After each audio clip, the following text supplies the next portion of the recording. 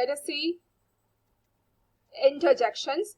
An interjection is a word that expresses some kind of emotion, such as ouch, wow, oops.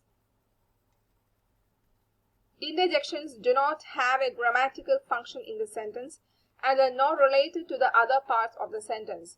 If an interjection is omitted, the sentence still makes sense.